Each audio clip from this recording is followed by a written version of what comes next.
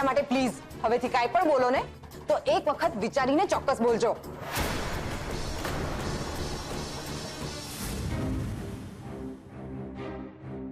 અરે મોનિયા મીરાવા, અરે મીરાવા મોન, જો તારી ભણેલી ગણેલી કમાતી ધમાતી છોડ્યું, એની જીભ જો કેવી કાતરની જેમ ખચ ખચ ખચ હાલે છે. નથી નાના મોટાનું ધ્યાન કે નથી માન મર્યાદાનું ભાન. ના કેટલી હોશે અહીંયા રેવાય નથી હું. મને થયું કે છોડ્યું ને હારે વળાવતા પહેલા હું બધું ને કામમાં વળોટું, પણ ના, પાકેલી ઘડા જેવી વળી ગઈ છે. યાદ રાખજે. ધોયેલા મૂળા જેવી હારેથી પાછી આવશે, પણ દાંડીઓ નહીં વાળે. ખબરદાર!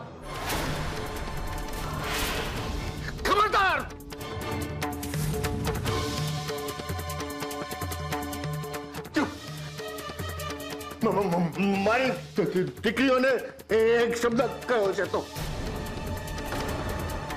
પપ્પા તમે શાંત થઈ જાઓ. હું છું ને. નહીં બા તમે પણ શાંત થઈ જાઓ. અમે બીજી વખત ધ્યાન રાખીશું. હા ને તમને ઘરે એકલા મૂકીને તો ક્યારેય નહીં જઈએ, ઠીક છે ને? બોલો તમે શું ખાશો? લાપસી બનાવું તમારા માટે? આવડે છે લાપસી બનાવતા? ના એટલે આવડતી નથી, પણ તમે શીખવાડશો ને? આના તો હશે તો શીખવાડીશ. ચલો બા રસોડામાં જઈએ. બા લોટનો ડબ્બો ક્યાં પડ્યો છે? અભડાઈ ઉપર. ખબર?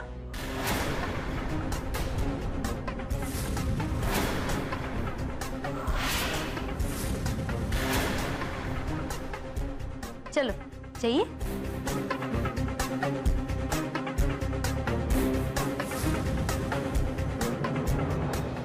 એ મારી વાત સાંભળવા જ તૈયાર નથી. બસ એક જ વાત પકડીને બેઠી છે કે મને એનાથી અને એની પ્રગતિથી ઈર્ષ્યા છે. ઉત્કર્ષ તું જ કે શું મને સેજલની પ્રગતિથી ઈર્ષ્યા થાય? ના.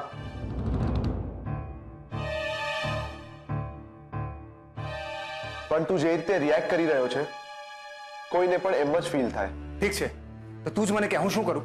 હું સેજલને સમજાવવા માંગુ છું કે પપ્પા ધીરે ધીરે તને પૈસાની લાલચ આપીને મોટી પોસ્ટ આપીને મારાથી દૂર કરી રહ્યા છે. ઓકે આવ બેસ. યાદ કર પ્રેમના 4 સ્તંભ. તું આ બધું સમજે છે, માને છે, તો પછી આના પર અમલ કેમ નથી કરતો? કારણ કે મારા પપ્પા મારા અને સેજલના દુશ્મન બનીને બેઠા છે. જો તને એવું જ લાગતું હોય તો પછી મને લાગે છે કે તારે અને સેજલ ભાભીએ પહેલી તકે લગ્ન કરી લેવા જોઈએ. મને પણ એમ જ લાગે છે. આજે પપ્પાની સ્પીચ થેરાપિસ્ટ સાથેની અપોઇન્ટમેન્ટ બહુ સારી રહી. એમણે કહ્યું કે બહુ જલ્દી પપ્પા બોલતા થઈ જશે. પપ્પાની દવાનો ડોઝ પણ હવે રેગ્યુલર થઈ ગયો છે, એટલે એમની ભૂલવાની આદતમાં પણ રાહત થઈ જશે. ટી મેળામાં જીતી ગઈ. ખોવાઈ ગયેલા 5 લાખ મળી ગયા. એવું લાગી રહ્યું છે કે ધીમે ધીમે પણ બધું સેટલ થઈ રહ્યું છે. તારો બસ આ જ પ્રોબ્લેમ છે રૂપેશ. હું ક્યારેક આગળ વધું કે કંઈક અચીવ કરું ને તો તને ક્યારેય ખુશી નથી થતી. આ બધામાંથી જરા બહાર આવ. દુનિયા બદલાઈ ગઈ છે. દુનિયા કે પછી તું? હું બસ મારી ભૂલ થઈ ગઈ કે મેં તારી સાથે મારી ખુશી શેર કરવાનું વિચાર્યું. બસ સેજલ અને રૂપેશ જીજુ વચ્ચે અચાનકથી એક અંતર આવી ગયું છે ને મને આ યોગ્ય નથી લાગતું. એ બંનેએ બને એટલી જલ્દી લગ્ન કરી લેવા જોઈએ. પણ એ લોકોના ધામધૂમથી લગ્ન કરાવવા માટે મારી પાસે પૈસા જ ક્યાં છે? વીસીના 4 હપ્તા ભરાઈ ગયા ને કાંતિભાઈને હજી 4.5 લાખ રૂપિયા આપવાના બાકી છે. ટી મેળાના જીતેલા પૈસામાંથી પણ મારી પાસે હવે 25,000 જ બચ્યા છે. એ લોકોના ધામધૂમથી લગ્ન કેવી રીતે કરાવું? ખબર નથી પડતી. બધું પૈસાની વ્યવસ્થા કેવી રીતે કરું? અલી છોડ્યો ક્યાં સુધી ઘોરાશો ભાઈ સાહેબ? આ 5 વાગ્યા બોલો. નાઈને આવું ત્યાં સુધી 3 જણી ગોઠવાઈ ગઈ અહીંયા. અને આ કિંજલડી રાત્રે તો નીચે હોતી હતી, અહીંયા ક્યારે ગોઠવાઈ ગઈ? અને આ સેજલડી, અરે ઈ તો વા ઓલા પલંગમાં હોતી હતી, ઈ ગુડાણી અહીંયા. બોલો એ ઊભી થાવ ને ભાઈ સાહેબ, ઊભા થાવ ને. કુંભકર્ણનો અવતાર, ઊભા થાવ, ઊભા થાવ. હાલો ફટાફટ. ક્યાં સુધી ઘોરા કરવાનું કહેશે મને? શું કરો છો બા? કેમ સવાર સવારમાં આટલી બૂમો પાડો છો? બોલો. એક તો મારે ઝઘડવાના તમને લોકોને, અને પાછી મને કેસ કેમ બૂમો પાડો છો? એમ નહીં બા, પણ હજુ તો 5 જ વાગ્યા છે ને. નહીતર શું, એક દિવસ માંડ મને પ્રેક્ટિસ માંથી રજા મળી છે, એમાં પણ તમે 5 વાગ્યામાં ઉઠાડી દો છો બા. ઓહો મારો દીકરો બોબી, મારા હાટું નથી કહેતી કે વેલી ઉઠો વેલી ઉઠો. અરે માથે જયા પાર્વતીના વ્રત આવીને ઊભા રહી ગયા છે. અરે આ નાગલા જવારા કોણ વાવશે, પૂજાપાનો સામાન કોણ લાવશે, આ બધું કરશે કોણ? ઊભી થાવ ને, કામે લાગો. 30 મિનિટ છે તમારી પાસે.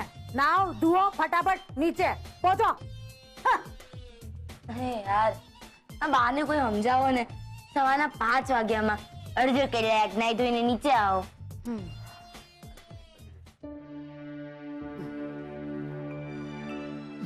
સાહેબ, આ કિંજલબેન ક્યાં રહી ગયા? આ લોકો અહીંયા બેઠા છે ને કિંજલબેન આવી જાય ને તો સારું, નહીં તો तो चले. क्या जाओ छो बैठो. शायद किंजल को आने में देरी होगी, तो हम चलते हैं, फोन पे बात कर लेंगे. नहीं एक चा परिति पियो ने હું બનાવું પાછી. બેસો બેસો. કિંજલે ફોન કર જલ્દી. કરું છું.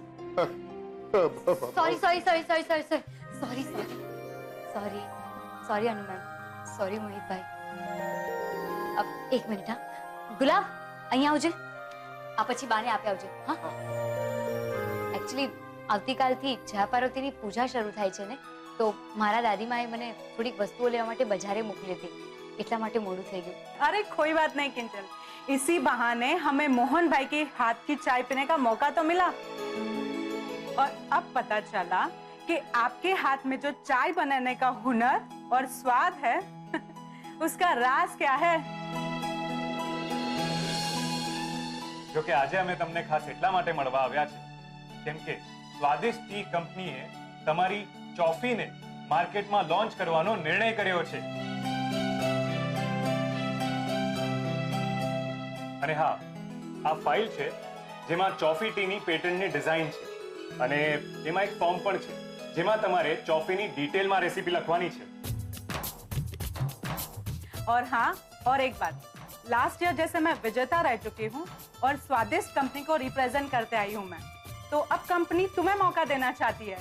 Thank you so much. ને હા, જે ફ્રેન્ચાઇઝીની વાત થઈ હતી, તો હવે કંપની તમારી આ દુકાનની બહાર એક કાઉન્ટર લગાવવા માંગે છે જેમાં ચોફી અને કંપનીની બીજી ચા પણ મળશે. જો તમને વાંધો ન હોય તો. અરે ના ના, અમને શું વાંધો હોવાનો. એક મિનિટ હા. અને આ લ્યો, આમાં બધી ડિટેલ લખી આપી છે. ગુડ. પણ આ બધું ત્યારે જ પોસિબલ છે જો તમે એક નાનકડી ઇવેન્ટનું આયોજન કરો.